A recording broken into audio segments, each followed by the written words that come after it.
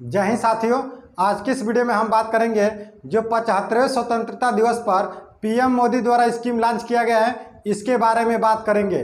जो scheme launch किया गया है बहुत अच्छा स्कीम है, तो वीडियो को अंत तक देखिएगा। आइए वीडियो को स्टार्ट करते हैं। देखिए, पहला स्कीम की बात करते हैं तो पहला स्कीम है देश के सभी सैनिक स्कूल में लड़कियों का होगा अब दाखिला। यहाँ समझ लीजिए, पहले क्या होता था सैनिक स्कूल में कि सिर्फ लड़कों का एडमिशन होता था, लेकिन अब जो है लड़कियां भी एडमिशन ले सकती हैं। जैसे में उसमें एडमिशन होता है 6वीं क्लास से होता है और 9वीं क्लास से होता है। जैसे में नवोदय में होता है वैसे सैनिक स्कूल में भी होता है। तो पहले क्या होता था कि पहले सिर्फ लड़के ही दाखिला करते थे, लेकिन अब लड़कियां भी दाखिला कर सकती हैं। पहला स्कीम तो यह है। दूसरा स्कीम क्या है? दूसरा स्कीम है प्रत्येक 14 अगस्त को मनाया जाएगा विभाजन विभिक्षा स्मृति दिवस।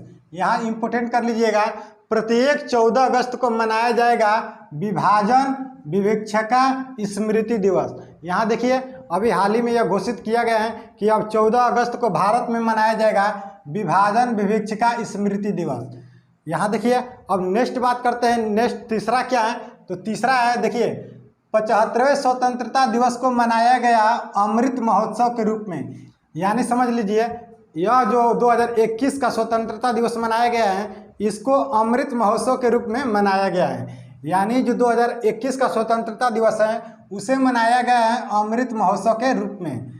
चौथा समझते हैं। चौथा है कोई भी महान पुरुष की तुलना किसी अन्य महान पुरुष के साथ नहीं कर सकते हैं। यानी आप भारत में जो महान पुरुष है उन महान पुरुष की तुलना कोई अन्य महान पुरुष के साथ आप नहीं कर सकते हैं, नहीं तो आपके ऊपर कार्रवाई हो सकती है।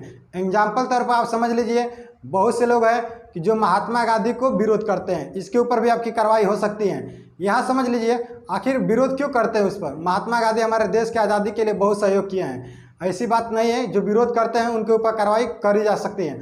अब जैसे डॉक्टर भीमराव अम्बेडकर हो गए, सुभाष चंद्र बोस हो गए, पंडित जवाहरलाल नेहरू हो गए, आप इन महान पुरुष के बारे में कोई भी गलत टिप्पणी नहीं कर सकते हैं, नहीं तो आपके ऊपर कार्रवाई हो सकती है। चौथा यह रहा। पांचवा समझते हैं। पांचवा है आयुष्मान भारत के तहत 5 लाख रुपया तक मुफ्त में इलाज करा सकते हैं। यानी आयुष्मान भारत, यदि आपके पास कार्ड है आयुष्मान भारत का, तो आपके लिए फ्री में आपको बिल्कुल दवाइयाँ चलेगी। दवाइयाँ हो या कोई एक्सीडेंट के तौर पर हो या ज़्यादा तबीयत खराब हो गई है, तो आप 5 लाख तक बिल्कुल फ्री में मुफ्त इलाज करा सकते हैं। और देखिए, आपको यह हॉस्पिटल कहाँ मिलेगी? तो डिस्ट्रिक्ट पर मिलेगी।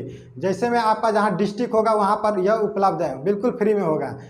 ठीक है, यह जो है पाँचवा रहा। तो अगला देखते हैं, छठवा। 2 हेक्टेयर से कम जमीन वाले को पौष्टिक तत्व का राशन बिल्कुल मुफ्त में मिलेगा। यानी जिसका जमीन 2 हेक्टेयर से कम है उसको पौष्टिक तत्व का राशन बिल्कुल फ्री में मिलेगा, बिल्कुल मुफ्त मिलेगा। यदि 2 हेक्टेयर से कम जमीन रहेगा तभी मिलेगा। अगला समझते हैं, सातवां है अवैध जमीन के कब्जे पर होगी राज्य सरकार की निगरानियाँ। यानी केंद्र सरकार यानी पीएम मोदी ने यह कह दिया है कि हम राज्य सरकार को सौंप दिए हैं कि जो अवैध जमीन है उस पर कार्रवाई की जाए। बहुत से लोग हैं कि अवैध जमीन को कब्जा किए हुए हैं, तो इस पर कार्रवाई होगी। किसकी जिम्मेवारी मिली है? तो राज्य सरकार की। अगला बात करते हैं, आठवां।